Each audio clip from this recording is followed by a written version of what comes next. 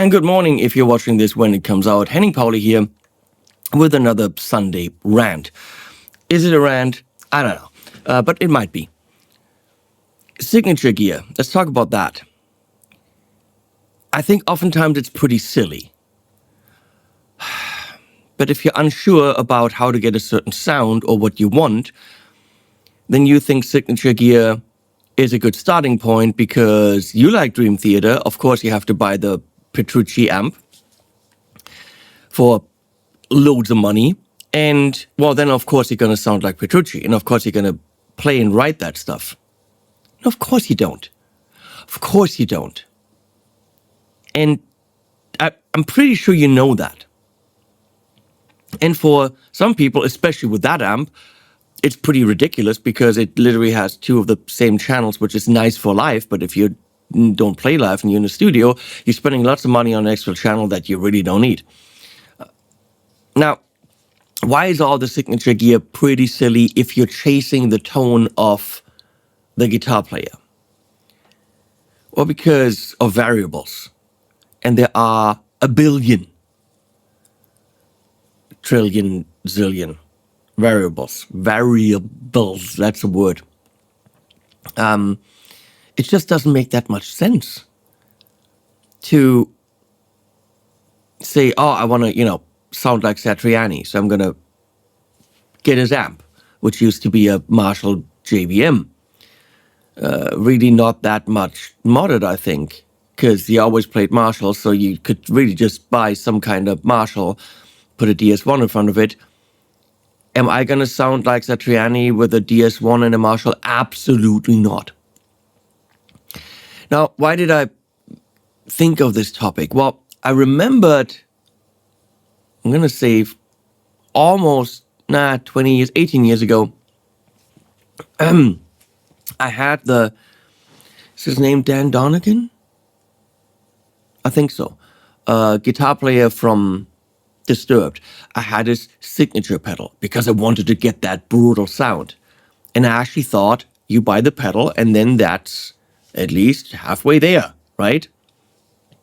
But when we look at the signal chain, it's absolutely ridiculous to think that. Now, also, let's look at without the guitar and without the player, which is really important. You get a pedal. Well, that behaves differently in whatever amp or modeler, if you want to be crazy, you're going to send that to. So the pedal, as far as signature sound, gets you 4% of the flavor of the artist. The amp, very, very, very little.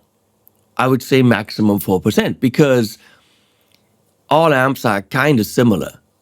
There's Voxy ones and Marshall ones and Fender ones, and then slight variations and Dumbly ones, which are really not that different. And then you've got the metally ones where you have variations of what are they called? Rectifiers, and then Soldano was really just a rectifier, and then variations of modded plexis to the 5150, 6505s, and what they're all called. So these are rough paintings of the artist's sound, but a signature amp, I don't think, actually makes you sound like the artist. It's the tiniest bit.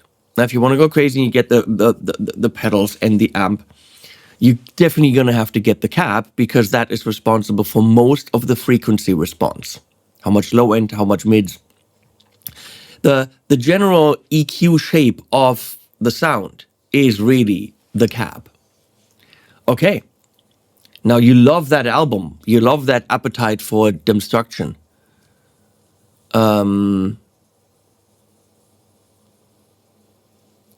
Let's say you have the Slash signature amp, which now isn't what he played back then.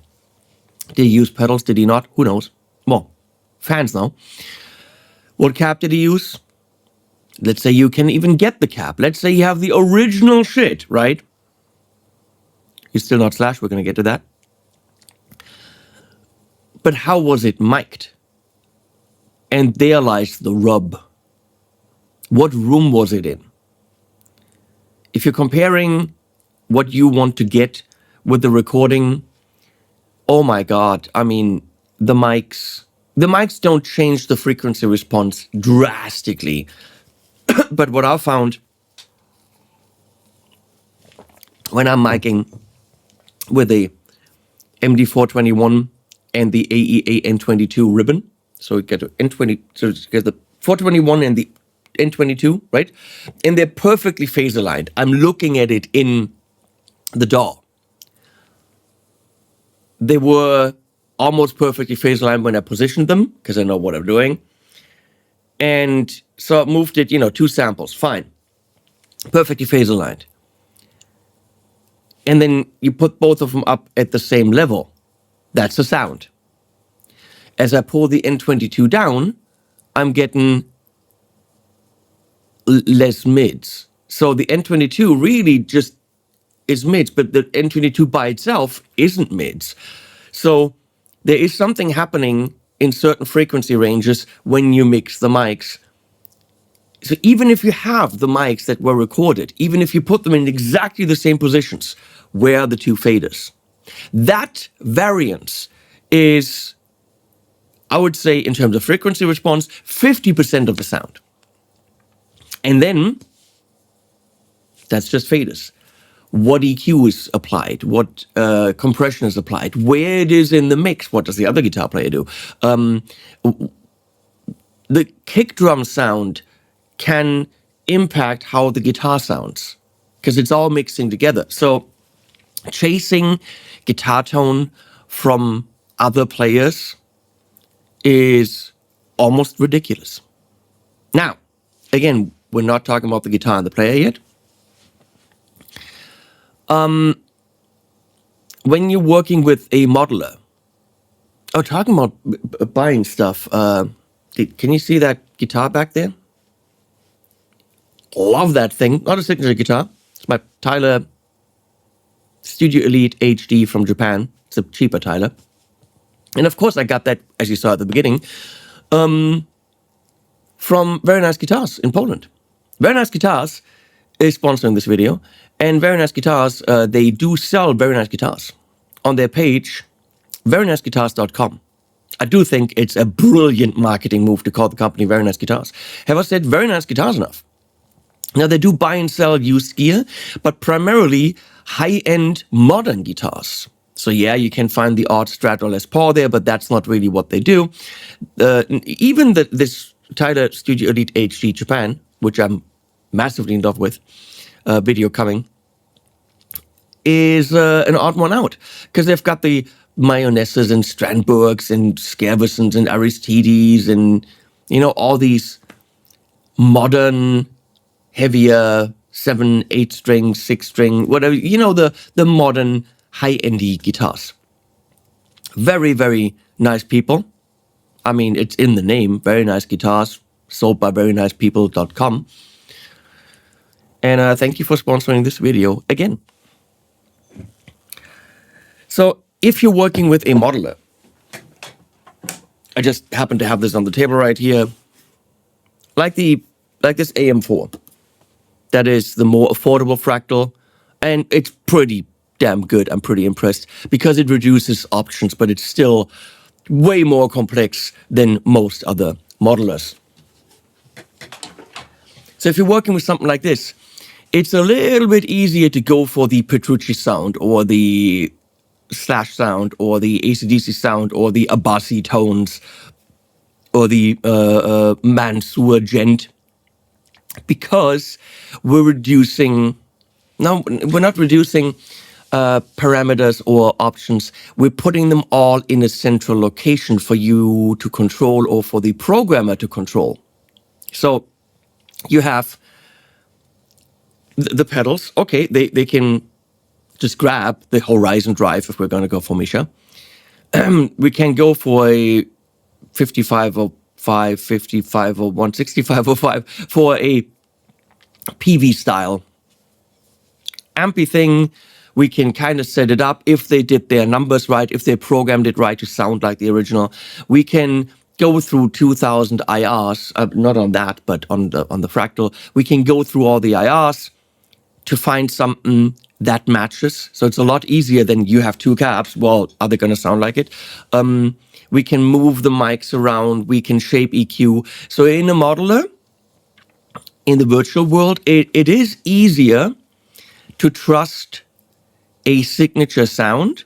Oftentimes, by the way, they're nothing like the actual sounds. They could be, but usually they're not. But we're really drawn in by the Petrucci rig.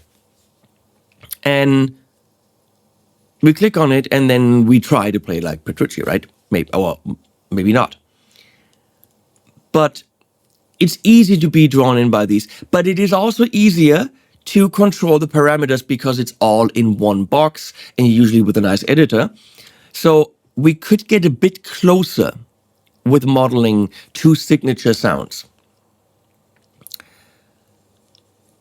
Because we don't have album, and then all these things we'd have to shape and buy and combine and try and make mistakes with miking and stuff like this. We have the album that we reference, and then we've got an editor where we can, in one central location, click and choose and do things. Is that actually necessary? That's the question we have to ask ourselves. What is the point of chasing a sound of a certain guitar player? Okay, you like the band, fine, but you're not in that band. Nailing that sound, that is only important for tribute artists.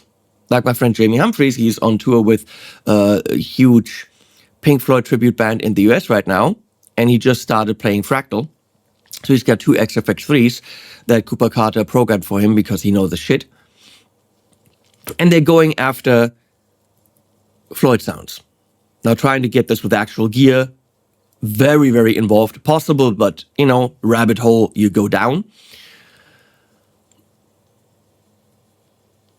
But if you're chasing exactly the sound of a certain guitar player in a certain song for a tribute band, I get it. But for you, why? What are you trying to achieve by buying the amp of that artist and his pedals and everything? And why? What is your point? Please comment below. I would like to know. If you're saying, well, I like Slash, okay, but do you play in a Ramones? Okay, so you like Slash, but do you play in a Ramones cover band?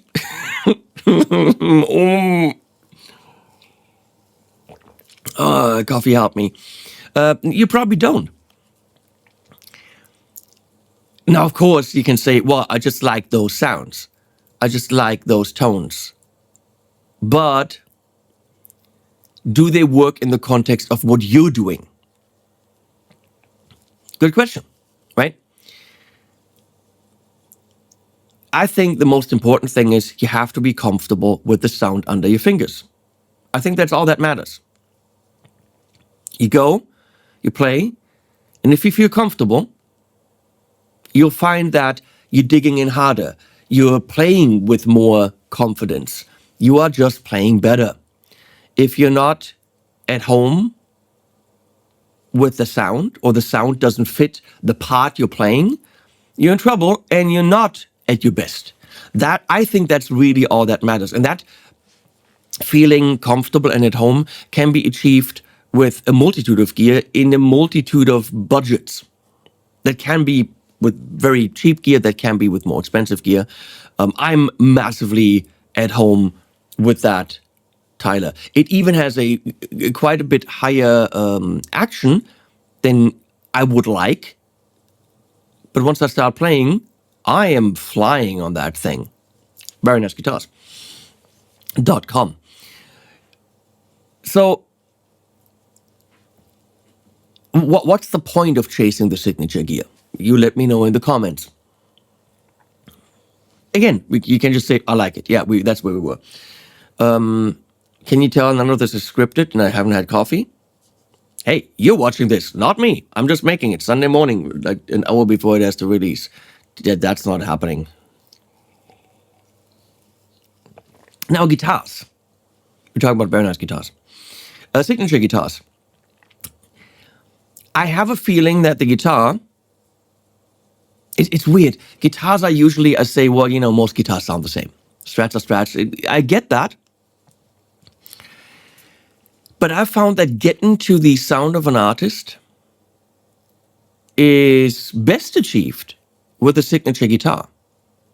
Which is kind of silly. Why would you want to play and sound like someone else? But a certain guitar has a certain haptic thing. There's a touch, there's a feel, there's ergonomics, and a certain guitar will allow you to play a certain way. It'll allow you. You don't have to. You might not be able to, but it'll allow you if you so choose. I first realized that with the Music Man Steve Morse Y2D. Big Steve Morse fan. Am I going to play like Steve Morse? No. But if I want to play like Steve Morse, if I try those runs, if I try everything as alternate picking and so on, then that guitar has a certain attack that enhances that. That guitar has a certain ergonomic feel and tonal character a little bit that allows me to play a bit more like Steve Morse. So I think the thing that you're holding as a guitar player enables you to go into that direction a bit more. Not necessarily audibly, but because of how you play. And also, because it's a thing you're holding and you're looking at more than the amp and the pedals, it'll get you into the mindset. Oh, now I gotta emulate to be Slash from the Ramones. Right? So that's called a callback, I think. So I think it's, again, this mental thing of the guitar player. Can I play blues on a John Brown Schecter? Well, that's a bad example, but okay, you could. But you're just going to get into that. That's what the guitar expects from me, so I'm going to go dig in hard, downstrum, genty stuff, and so on. As I went into the studio to show you that I have very few signature guitars, because I think it's stupid, I realized I have quite a few signature guitars. It's pretty funny. So let me show you some of my signature guitars that I have. Here's a Richie Kotzen Strat. I got that. There's a John Brown signature right there. That's Nick Johnston signature, the PT model. That's a Nick Johnston signature, the Strat. I don't know, that's some kind of signature guitar from someone. Joey Landreth, right there. That's a signature. Pia, that's a signature. Why do I have that many signature guitars? Another John Brown signature, that's the Schecter. There's a Joe Satriani that I had for many, many years. Definitely a signature. Here's the Steve Morse signature right there. That actually gets you somewhere. What else do we have? Oh, there's a gem. That's the second Steve Vai. And there's the 7-string John Brown Schecter. There's Marvin. Hey, Marvin. That's just some racetracks. So when I sat down to make this video, I intended to tell you that signature guitars are stupid. But now that I'm making this video, I'm turning around 80%. Whatever that is in degrees, 180, so 80% of 180. I'm not all the way turning around, but I'm like here, if you know what I mean. I'm not like here yet. I'm not here, but I'm like here. So the Satriani, for example, that guitar has such a pronounced mid-range that anyone playing it has that little Satriani honk going on. How do I know? Brian May on his solo album, his first one, Satriani gifted him a guitar. And there's a song where Brian May plays Joe's guitar. And it sounds like Brian May, but tonally, it's totally Satriani. It's that mid honk is there. Now the gem, the PR not so much, but the gem always was a muddy, sludgy, wide, thick sounding guitar, which is weird because it's got the Ibanez, the neck and that stuff. But something about that guitar, probably the pickups, made it. That's not a metal axe. When you go to that bridge pickup, it's not it's like it's very muddy. It's wide, it's thick, without a lot of articulation. But that is perfect for leads, because those are tiny little single notes and you want them to be wide and thick. And Steve likes the kind of violin square wave sound. So that guitar is perfect for those leads, not so much for, chunky, precise rhythming. So that guitar, again, allows you to go into some of Stevie's sounds. The Strat from Richie Kotzen, that's just a Strat with a thicker neck. Okay, you can just play a Strat if you want to play that. That's, and it's got it's red, so that's his thing. The Nick Johnston Schecter, it's very bright, it's very pokey in terms of those high frequencies, and that is a bit of his signature thing. So yeah, you can get there. And also, again, when I pick that up, you invoke Nick Johnston. Is there a point? Because I'm not Nick Johnston. I'm not trying to be. So when you're working on your own stuff,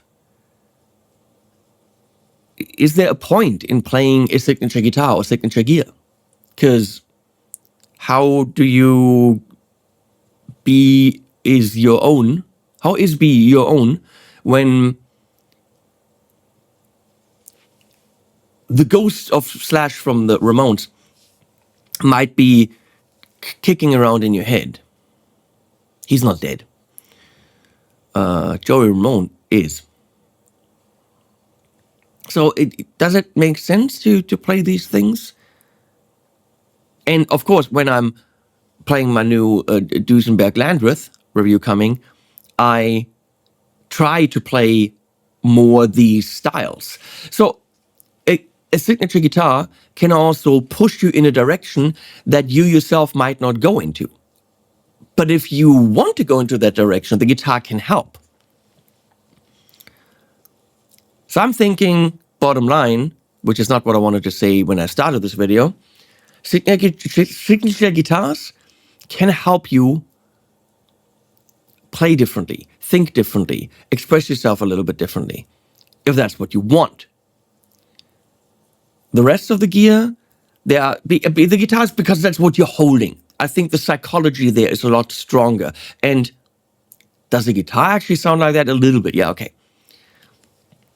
But the rest of the gear, I think if you're really chasing accuracy when it comes to tones from a band, you're better off being in a very controllable modeling environment, whether it be neural software or Fractal or Helix or whatever, than trying to get this done with actual gear, because, financially, ouch, and also the variables just of the levels between the mics, crazy. The room itself that the cab was in.